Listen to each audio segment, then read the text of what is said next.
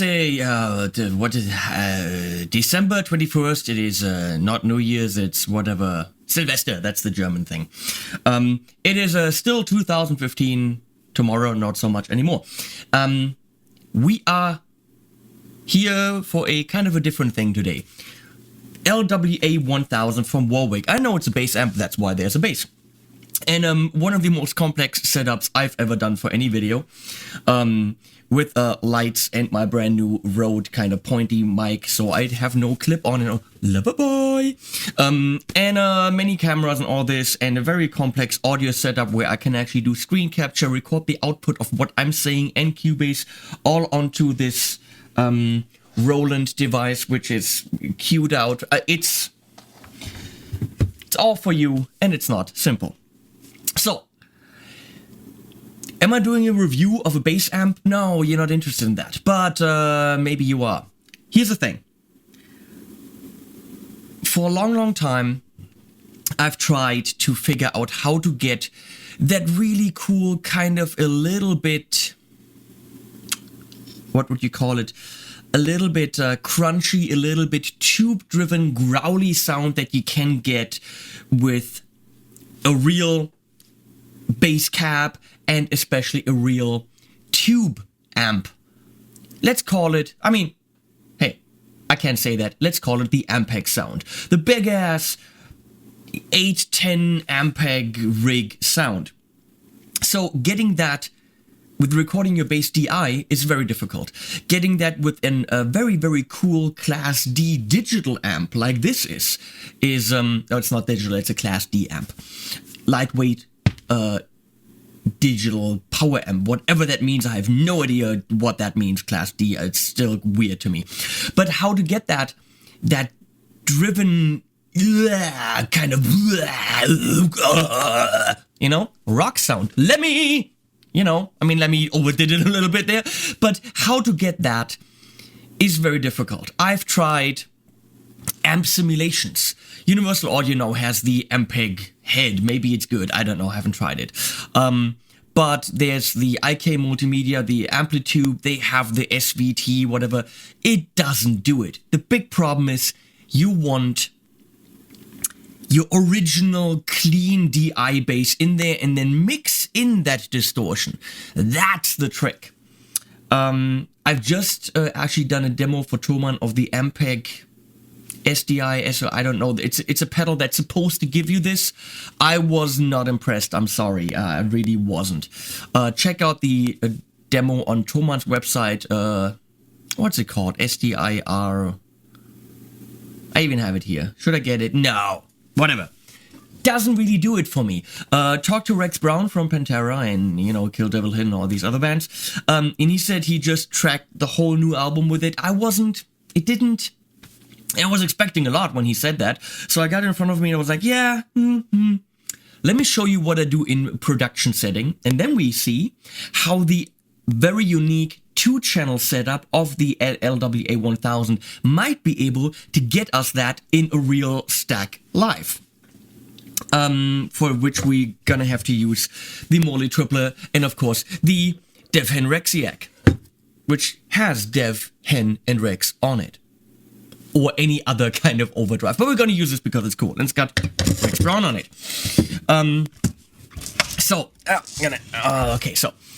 What we're doing is we have screen capture going.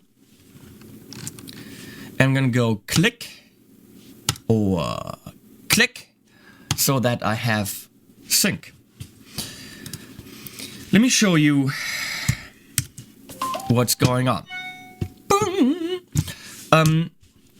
Here is my bass song. This is a new, brand new Campaign Like Clockwork song. This only mono for you, but we're talking bass. So this is my DI sound. That's the Sandberg Taylor Basic 5. Should there be a Warwick? Might be. I don't know. You decide.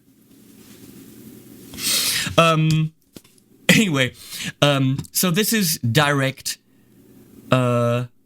Just straight in, and that's the sound I'm getting.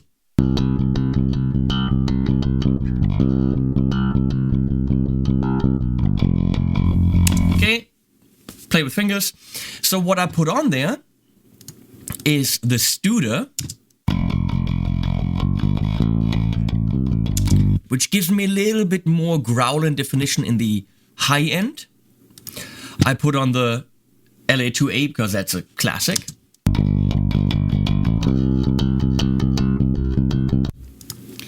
And I put on the API, which is very important to get the mumphy kind of stuff, the boxy kind of sound out of the 250 at low end and add some crackle and bite at 2K.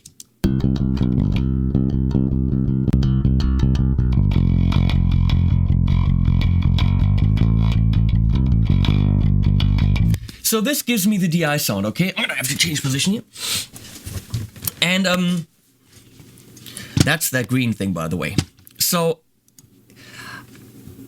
I copy that whole track right here again. And what I've done so far is I called up the VST amp rack and pretty much exactly the way that it popped up. Just kept it. Kept that amp, some Marshall-y thing, went to a 212 or a 112. Let's do 112. That's important. You want it small and boxy. Get the bass out of there. We don't need bass. We want it to distort and fizzle only in the mids and the highs.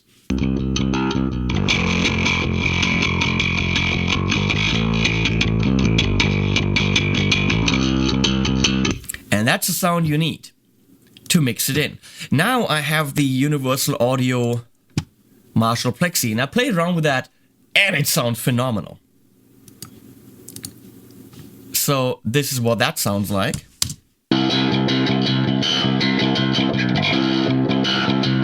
And when I say phenomenal, I mean like crap. That's the sound you want. And you can see here, you might not, it's very, very small. That's what she said. I'm sorry. I take the bass out completely.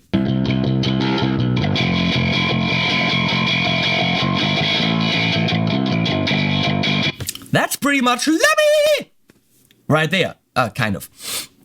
But what you do is, and that's the trick, you mix that in with your DI.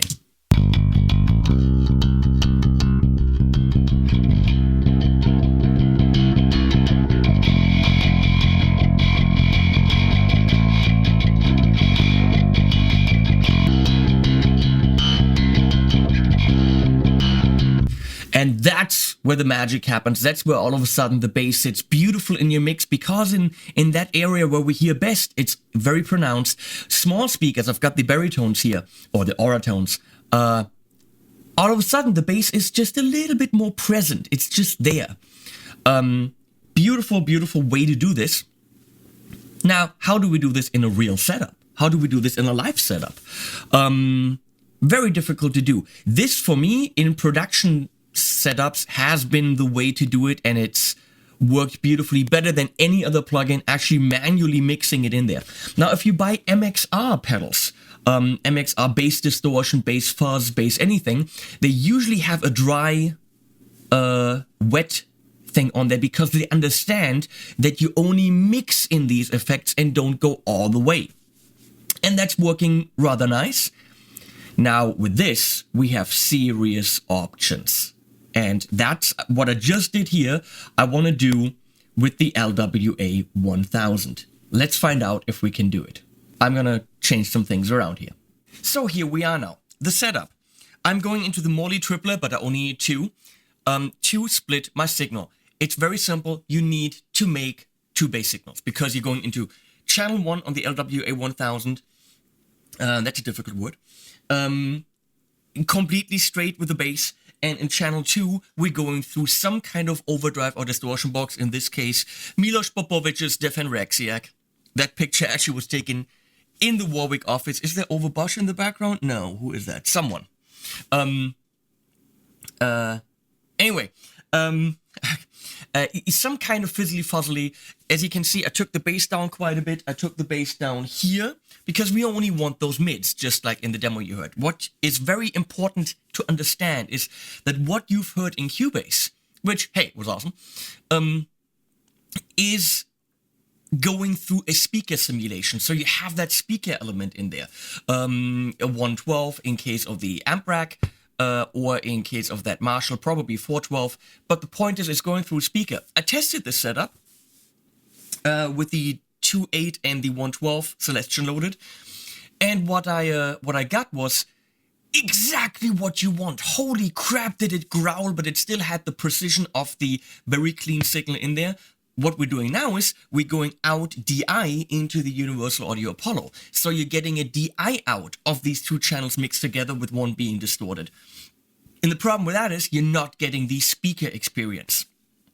So if you want to use it for live, I can guarantee you, fuck Ampeg. So easy. This, in this setup with a simple ABY box and some kind of fuzzy distortion, not fuzzy, some kind of overdrive, it probably doesn't matter which one, is going to give you that amazing rock sound. But recording means we're cutting out the speaker element, so it sounds less good. I have a little bit of a solution for that, but let's figure out how this sounds. Another way to do this, by the way, to split your signal, again, Layla has cool boxes, Morley has the tripler, probably also a doubler, there's tons of them. But if you're using something like the Joyo PXL, some kind of looper switcher, here's a trick. On this one, at least, the tuner out is active when you push mute once. So you have your normal output and tuner output at the same time, so you can still hear the bass. Don't use it for tuner out, use it to split your signal. So all of a sudden you get two outputs. Cool. If you click it again, you only have output 2. Click it again, only output 1. So this can function as that, and it's really not so expensive. Maybe you want to put some other effects in there. Then again, it's bass. Don't do that. Don't use effects. I'm sorry. That's just my... I'm gonna get shit for this. So, here is my trusty bass. So, you can't see the tripler, but you know what? That's just your... You know, that's you. You're, you know. So, I'm going to turn channel 2 off here, so you really see on the lights what's happening. This is the DI out.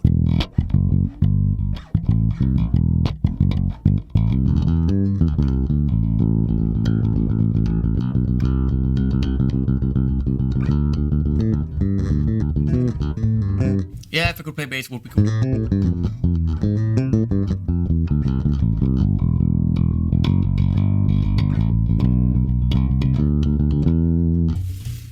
So now we're going through, let's check this out, only channel 2, quite a bit softer.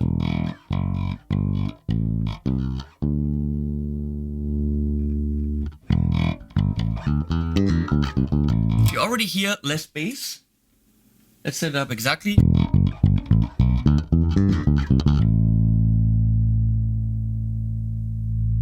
Keep it actually where it is. Compression's kind of in the middle, not the Billy Sheehan setup where he just came in the room and like blah, all the way up. That's Billy. Awesome. So we engage the DevHenRexiac.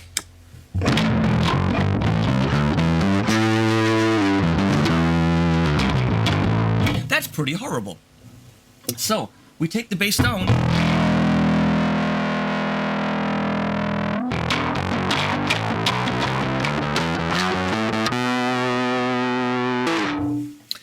And we bring in channel 1 again.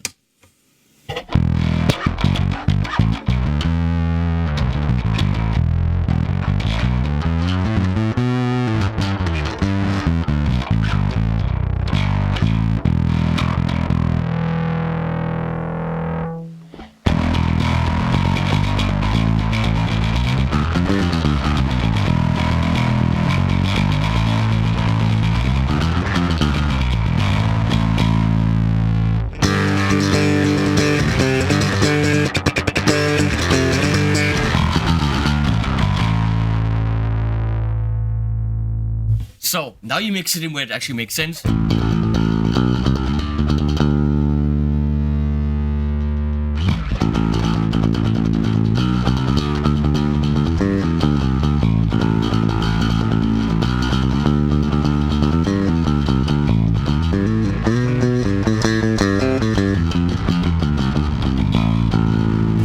interesting thing is you take it out and all of a sudden, boring.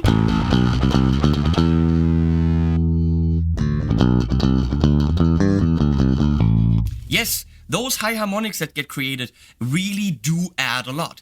Now, of course, by itself, it's kind of fizzly. In a mix, if you're playing rock, it really brings you into that band. It's awesome.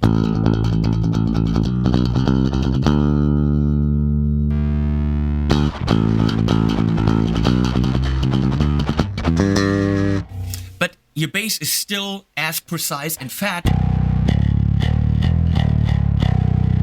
as it was before. Any kind of distortion, if it's fully on the bass, will completely ruin that.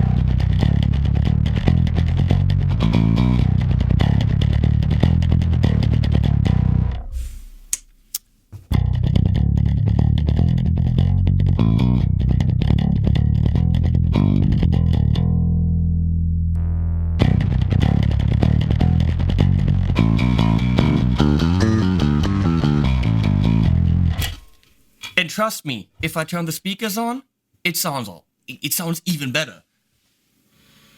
Obviously now, only I can hear it, and I'm gonna blow myself away. Oh, fuck yeah!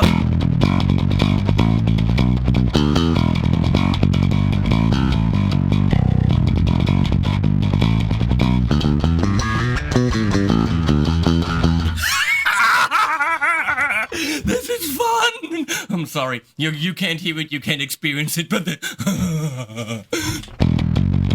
holy shit. Yeah, okay. So we're gonna see what we can do with the EQ to maybe bring this out a little bit more. I'm spitting. The signal that you're hearing is it's just fucking peanuts compared to what I just had here.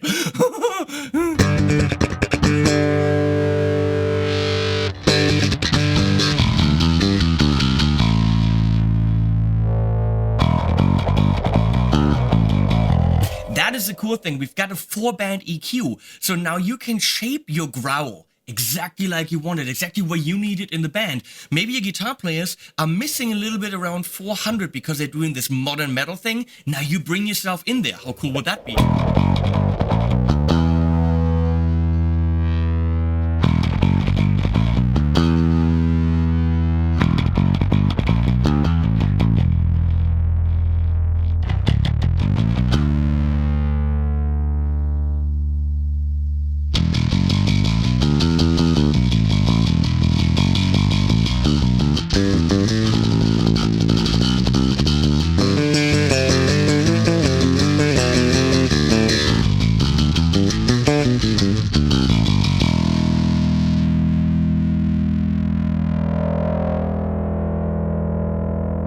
Only the low mids, why not?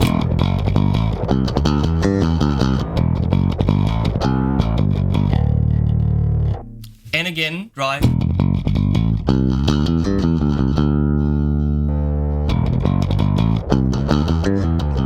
You know, it's probably designed for, well, for teaching it's good, 2 channels.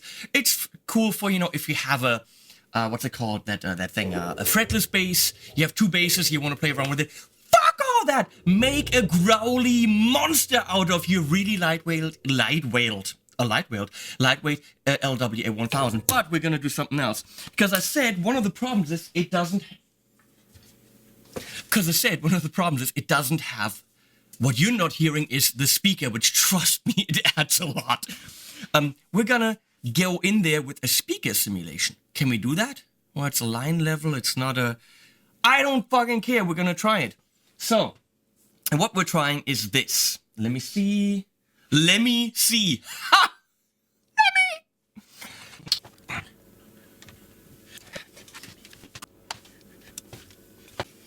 So, some of you might have heard, some of you might not have heard, the cap clone on the Mesa Boogie, or the Mesa Boogie cap clone product, is not the greatest for guitar. Well, but it simulates a cap, a guitar cap, a vintage 30 mic with an SM57.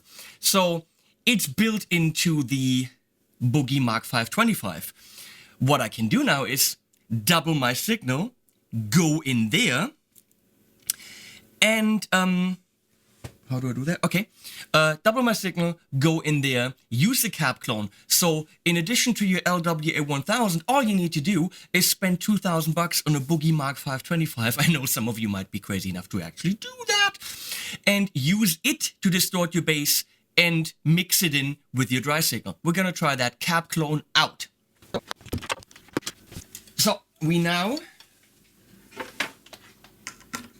wired the Boogie cap clone out into channel 2, splitting it, and this is the clean channel on the Boogie.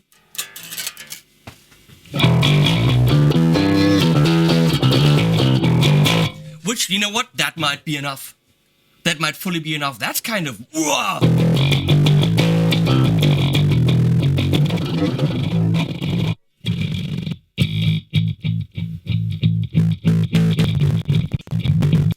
Why am I hearing this? That's what I want to know.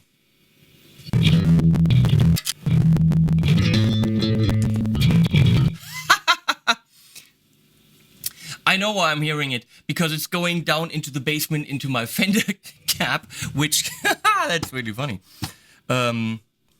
It's actually going into my Fender cap in the basement, and that's what I'm hearing. That is funny. Now we're talking.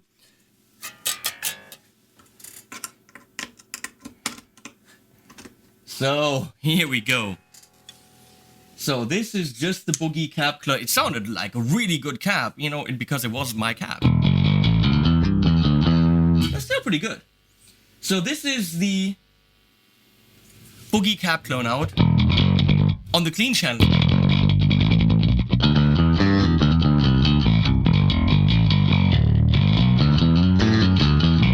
And that might actually be enough. So again, we're gonna get the bass out.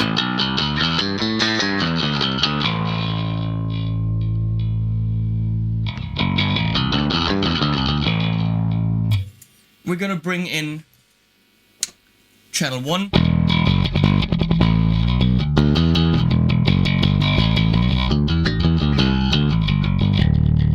That's awesome.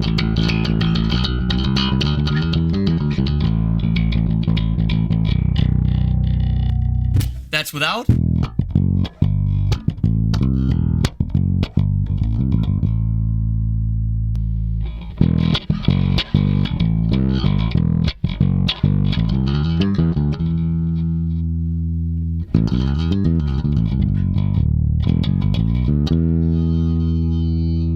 Which is exactly the sound that you want from a big-ass Ampeg thing. Oh, I've got it here, by the way.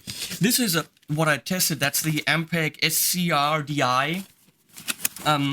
Rex Brown was raving about it. I gotta say, when I tested it, it's really nicely built and all this. Technically, this is supposed to give you that. With a mix, a blend for the scrambler, a blend for that drive. For me, didn't do it. I'm gonna be honest. It didn't do it. You get a lot closer to that Ampeg sound if you get an LWA1000 by Warwick. Get yourself a Mesa Boogie Mark 525. Use the cap clone out. And pump it into channel 2, mixed in.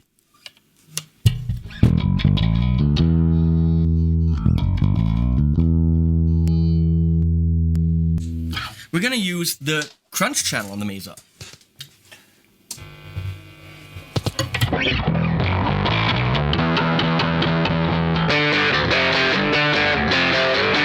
Hey, the cap clone out works beautifully for that.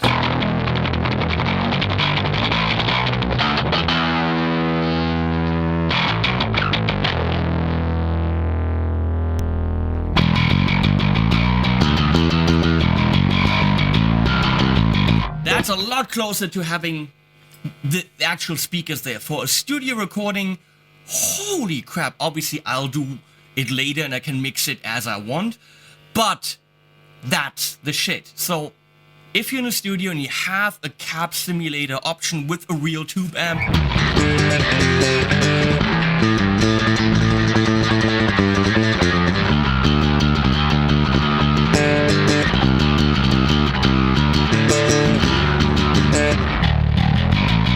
I don't know what I'm doing.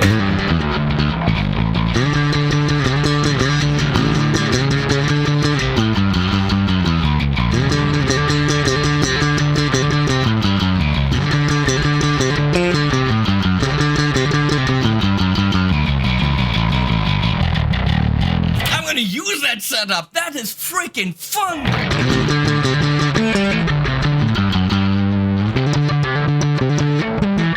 No, rock and roll.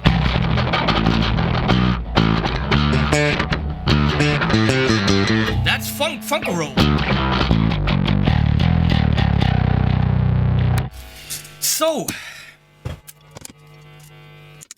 my theory was that this is what you can do with Warwick's LWA1000 because it has 2 channels, fully independent, way cool, and guess what? I was right. I would have thought. Coffee! So, this is a way to actually get the rock and roll growl that Lemmy got out of his Marshall, or that people get out of their Ampeg. That is what a lot of bass players are after. And when you test the LWA1000, you think, oh, this is a badass name. Bad name, I mean, LWA1000.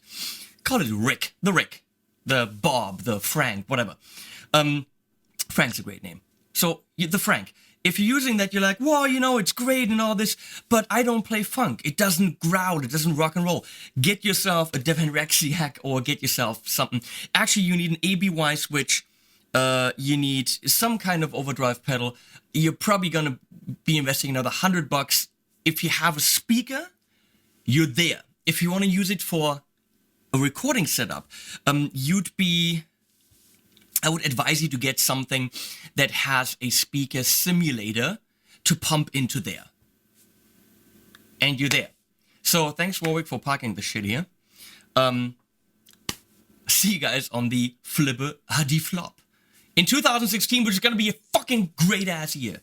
A great-ass? We're at 16,500 subscribers. Keep the clicks coming, people.